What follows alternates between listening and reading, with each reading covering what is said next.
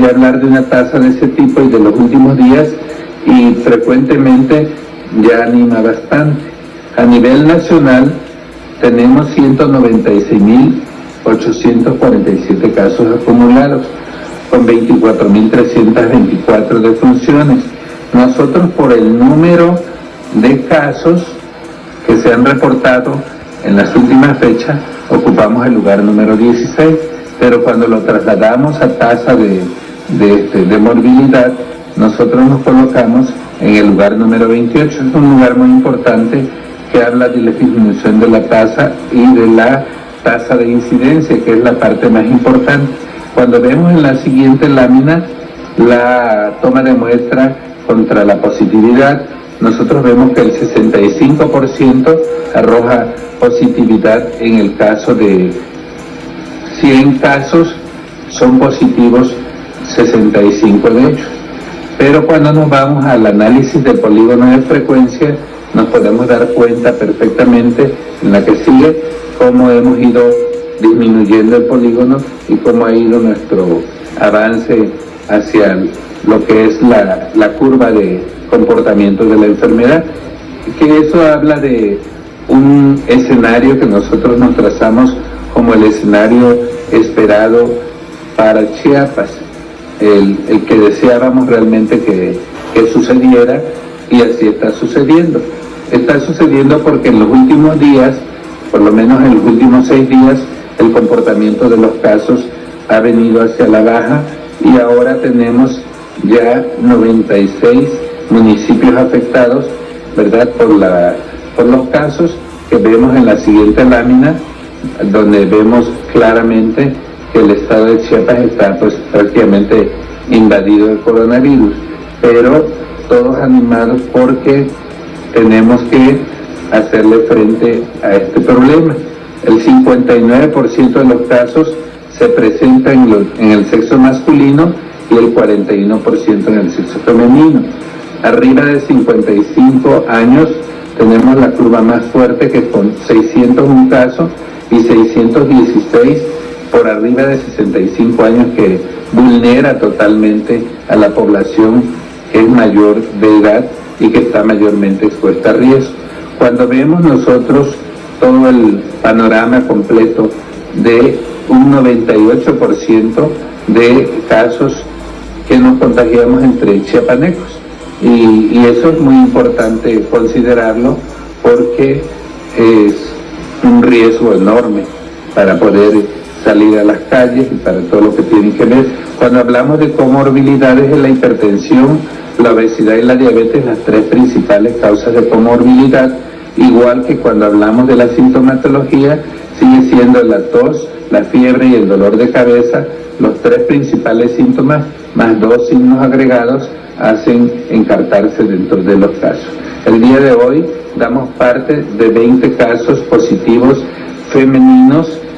masculinos y 30 femeninos, de los cuales en conjunto con la Secretaría de Salud, el ISSSTE, el IMSS y todas las dependencias nos hacemos cargo de distintos números de casos, teniendo por municipio Tuxtla Gutiérrez 16 casos, Altamirano 4, San Cristóbal 4, Comitán de Domínguez 3, Pichucalco 3, Arriaga 2, Palenque 2, Tapachula 2, y los siguientes con un caso: Benemérito de las Américas, Las Margaritas, Las Rosas, Motocintla, Ocosopautla de Espinosa, Reforma, Socoltenango, Teopisca, Tila, Tonalá, Tuxtla Chico, Simol, Villa Corzo y Villa Flores, haciendo un total de 50, de los cuales 22 casos no tienen ninguna comorbilidad.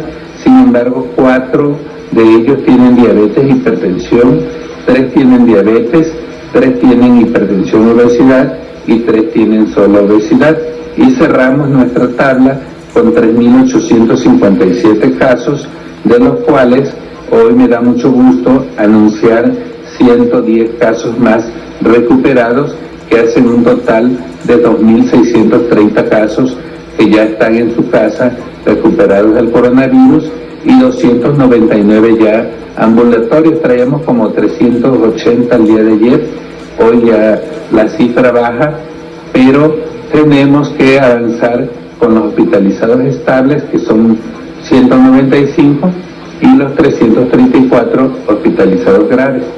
Hoy la cifra se reporta de 132 graves intubados, que son los que se encuentran en su mayor etapa de gravedad y que quisiéramos pues de alguna manera regresarlos a otro estado de salud que pudiera ayudarlos a que no se nos vayan a morir. Pero bueno, es ahí donde está la raya entre los que sobreviven y los que mueren. De manera tal que así cerramos nuestra tabla el día de hoy y doy parte de las defunciones.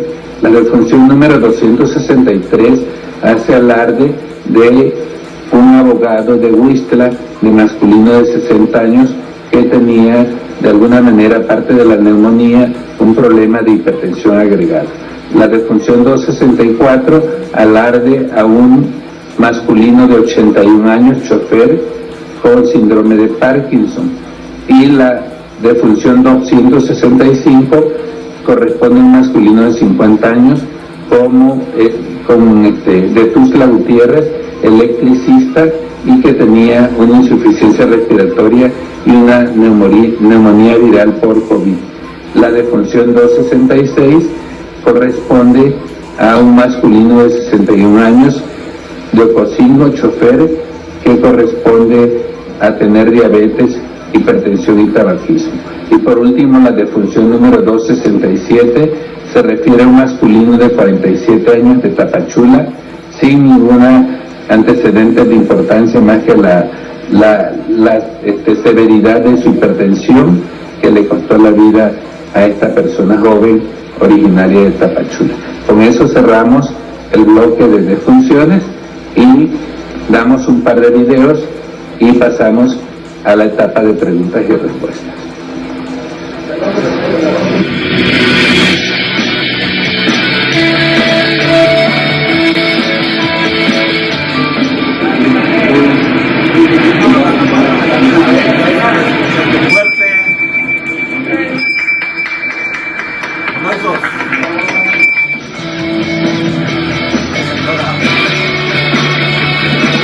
Ya tocó la campanita, ya la escuchó usted,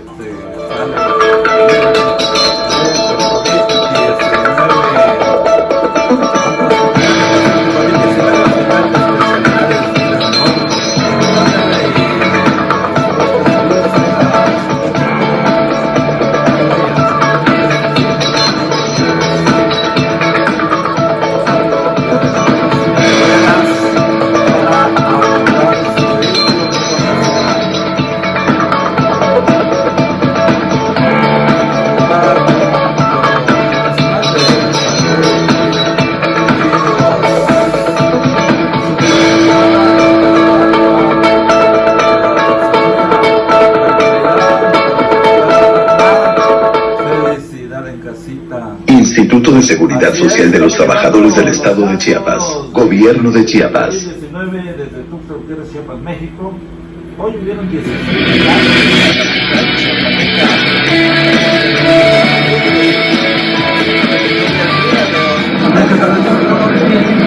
tipo de profesionales de salud de nuestra princesa salud. La campana y aplausos.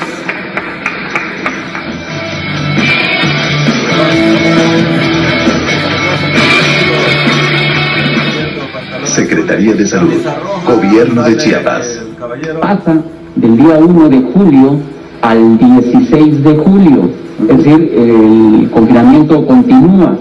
Corroborar ese dato, doctor, si es tan amable, y explicarnos, por favor, a qué se debe eso. La segunda pregunta corresponde a, y ahí le pido que me amplíe un poquito más, por favor, porque usted ha tenido reuniones físicas antes de COVID con los diputados y ahora ha tenido también reuniones con ellos de manera virtual. Se lo comento porque los diputados, como crean las leyes, ¿qué se va a hacer? Porque se dice por parte de usted, por el doctor Gatell, que es obesidad, que es por tabaquismo, o sea, por comida chatarra, tabaquismo, y entonces lo que produce que muchas personas hayan perdido la vida. Y entonces si va a procederse, se va a actuar en consecuencia para crear iniciativas de ley en contra de la comida chatarra, del tabaquismo, incluso del alcoholismo, tomando en cuenta que muchas personas han muerto de eso. Entonces, si va a haber una reunión, alguna plática, alguna iniciativa de ley en ese sentido. Gracias, doctor. Gracias, Carlitos. Mira, el 16 de julio, del 1 al 16 de julio, te refieres al oficio de los trabajadores que van a estar laborando, ¿verdad? Ahí sin ningún problema, porque nosotros vamos midiendo cómo se va comportando la pandemia y no quisiéramos exponer al personal en ninguna dependencia a que se vaya a confinar y se contagie por la etapa en que estamos. Medimos del 1 al 16, del 16 ya todavía nos faltaría saber qué va a pasar con ellos. En cuanto a las reuniones con los diputados, no nomás con los diputados, sino con todos los actores políticos, lo que nosotros vamos buscando es que en las escuelas aprovechemos la oportunidad de quitar todo lo que es chatarra. ¿Por qué? Porque sabemos perfectamente que es un factor elemental en la vida de todos. La obesidad ha sido fatal aquí en la pandemia. Nosotros necesitamos avanzar con ellos y de alguna manera yo siento que hay exhortos de los diputados, hay llamados de las autoridades a que puedan ver la regulación de la comida. De hecho, a nivel nacional traemos una campaña de mucho peso fuerte contra la obesidad, que de por sí ya traíamos. No, y con lo del COVID, bueno, lo que quisiéramos es apretar más fuerte la ley para que se dé realmente una buena regulación. Esperemos que sea lo más oportuno para el regreso de clases, ¿verdad? Muchas gracias, Carlos. Señor secretario, buenas tardes. José Salazar, del Diario de Chiapas. Adelante. Preguntarle si ya tiene específicamente las fechas de cuándo iniciarían en las ciudades más importantes, Tuxtla Gutiérrez, Tapachula, Comitán y San Cristóbal, los barridos. Y si dentro de los barridos está contemplado el oxígeno, tomando en consideración que a la redacción de este periódico han llegado muchas solicitudes e inquietudes por el contacto que hemos tenido a través de las transmisiones, donde dicen que no quieren ir las personas, ya necesitan el oxígeno, no quieren ir al IMSS, tampoco quieren ir a la clínica, al Poliforum, que prefieren quedarse en casa y buscar un precio elevado con tal de salvar la vida, porque creo que como parte de este tratamiento se contempla ciertas dosis de oxígeno durante la noche. Sí, a ver, las fechas de los barridos, yo creo que ya hay que empezarla, sobre todo aquí en Tuxtla. Y lo que les decía era eso, pues, la resistencia que hemos encontrado en personas que verdaderamente necesitan oxigenoterapia o su tratamiento. Que nosotros estamos apostando a una prueba piloto porque ya empezamos a todo alrededor de la ciudad y estamos ya trabajando en ello. No hemos entrado hasta hoy, que vamos a entrar a un fraccionamiento a ver cuál es el comportamiento real de lo que se va a presentar en Tuxtla. Pero el oxígeno, ahí sí tenemos que ser muy claros. La gente tiene que buscar la manera de la terapia de oxígeno en el lugar que le corresponda, en un hospital, en un poliforum, donde necesite el oxígeno, porque es de lo que está más restringido, no muy restringido. Puedes cargar tu tanque incluso y no tienes cómo llenarlo. ¿Por qué? Porque es lo que se estaciona. Y acuérdense que tenemos una sola empresa, es la que surte el oxígeno para todo el país. Entonces nosotros hemos ido luchando por tener lo más que podamos, pero difícilmente podamos tener el oxígeno a domicilio para todas las personas que lo necesitan, ¿verdad? Pero en la medida que vayamos avanzando con los barridos, vamos a ir viendo la limitación del daño, que no va a necesitar la oxigenoterapia, sino más bien el tratamiento, y va a salir adelante. Porque lo que nos arrojan los estudios en los 3 lugares donde estamos trabajando es que realmente tenemos una limitación del daño al tercer día que inicia el tratamiento. Y ahí va el asunto. Muy bien, muchas gracias. ¿Alguien más?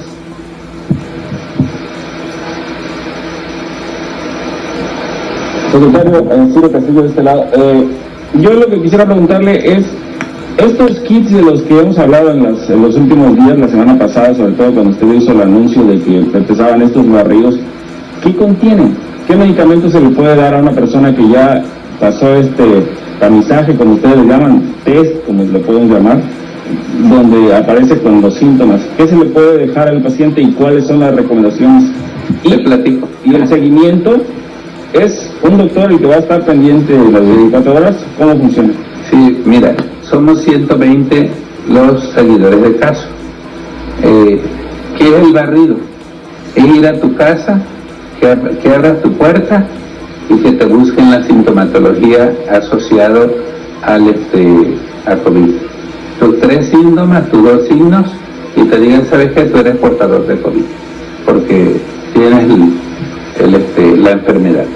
Entonces, te catalogan como tal, buscan tus contactos sintomáticos o familiares, los extradomiciliarios y tus contactos laborales. Y entonces, si tú eres el caso, por ejemplo, te dan tu tratamiento completo. Son 6 medicamentos que lleva la bolsita, que incluye acitromicina, el antiviral, indometacina, que incluye paracetamol y que incluye de alguna manera aspirina prote, que es el que te ayuda mucho a la circulación sanguínea. Y no recuerdo ahorita uno más que incluye, creo que es calcio. Entonces, te establecen tu tratamiento. ¿Qué pasa? Si no tienes ningún otro contacto con síntomas, te dejan tu tratamiento. Van a regresar contigo a los 7 días. Y todos los días te ven y te llaman para saber cómo vas. Tú pudiste haber evolucionado 3 días y al 7º día van a llegar contigo para ver si tú no transmitiste a todos los demás algún sintomático. Si no fue así, inmediatamente ahí cortas lo que nosotros llamamos la segunda generación de la cadena de transmisión. Eso nos está pasando, por ejemplo, en Pichucalco se exploraron 460 pacientes, de los cuales nosotros tuvimos el regreso a ver los 460 pacientes y realmente lo que dimos ya de tratamiento en la segunda cadena de transmisión pues no pasó arriba de 25 pacientes. Y toda la población sana. Y al 3er día nos dieron respuesta inmediata a sus tratamientos. Eso fue algo muy favorable. Lo mismo pasa en Tonalá, lo mismo está pasando en Comitán, donde estamos interviniendo, y nosotros queremos apostarle a intervenir Tuxtla, porque seguramente va a ser el lugar que tengamos mayor, ¿verdad? Ahí está lo que contiene el tratamiento médico: ivermectina, acitromicina, paracetamol, oseltamivir y calcio. Ese tratamiento es el que nosotros estamos dando con un resultado verdaderamente increíble y que no lo tenemos en cualquier lugar. O sea, no existe en las farmacias particulares. Suficiente le llamo yo porque nos llegaron 10.000 tratamientos ahorita y queremos adquirir otros 10.000, con lo que nosotros podemos hacer frente a Tuxtla, a San Cristóbal y a Tapachula, porque se está agotando a nivel nacional. Lo que sé que se está mermando ya la existencia del medicamento, pero nosotros estamos buscando la manera de tenerlo como quiera que sea. El presidente Andrés Manuel López Obrador viajará a Washington para sostener una reunión con el presidente Donald Trump y el primer ministro de Canadá, Justin Trudeau. Durante su estancia, el presidente Andrés Manuel López Obrador aprovechará para agradecer a los que se encuentran en United States sus remesas al presidente Donald Trump, los ventiladores que envió su gobierno para atender la pandemia del COVID-19, su medición en la negociación respecto a la caída del precio del petróleo, entre otros puntos. Pedro Arriaga para sostener un encuentro con su homólogo Donald Trump. El presidente Andrés Manuel López Obrador afirmó que siempre sí viajará a los Estados Unidos en los primeros días de julio para sostener un encuentro con su homólogo Donald Trump durante la conferencia mañanera que ofreció en Texcoco, del Estado de México.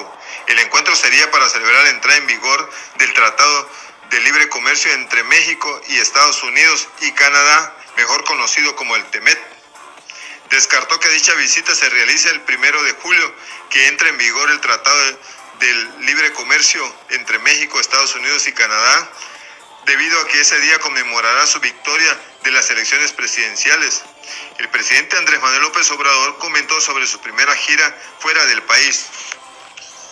Agradecimiento y reconocimiento a nuestros paisanos, porque nos están apoyando, nos están respaldando, enviando fondos a sus familiares. El procurador fiscal Carlos Romero Aranda y la jefa del Servicio de Administración Tributaria, Raquel Buenrostro, durante la conferencia mañanera del presidente Andrés Manuel López Obrador, anunciaron que presentarían 7 querellas en contra de 43 empresas factureras por defraudación fiscal y lavado de dinero, quienes dejaron de pagar en contribuciones 55.125 millones de pesos. La revisión de pago de impuestos alcanza hasta el 2017. Pedro Arriaga. El Servicio de Administración Tributaria presentó el primer paquete de denuncias en contra de 43 empresas factureras que dejaron de pagar 55.125 millones de pesos a la Federación. Carlos Romero Aranda, procurador fiscal de la Federación, y Raquel Buenrostro, jefa del Servicio de Administración Tributaria, anunció que presentarían la denuncia ante la Fiscalía General de la República durante la conferencia mañanera en la que participó el presidente de la República, Andrés Manuel López Obrador. El primer paquete de denuncias en contra de 43 empresas factureras incluye la participación de 8.202 empresas y personas morales y físicas que participaron con estas factureras. Las empresas factureras presentaron operaciones simuladas por 93.000 millones de pesos que causaron 24.583 pesos del impuesto sobre la renta y 11.396 de IVA. Las empresas factureras pagaron nómina, pero no pagaron el Servicio de Administración Tributaria y la retención de impuestos sobre la renta de 19.146 millones de pesos. Dejaron de pagar en contribuciones total al Servicio de Administración Tributaria 55.125 millones de pesos. El presidente de la República, Andrés Manuel López Obrador, al término de su intervención de los funcionarios de la Secretaría de Hacienda durante la conferencia mañanera, comentó: Sí, qué bien que se explicó el procedimiento. Son dos niveles. Es Pedro Arriaga y yo soy Juan Carlos Vilchis Genovés. Gracias.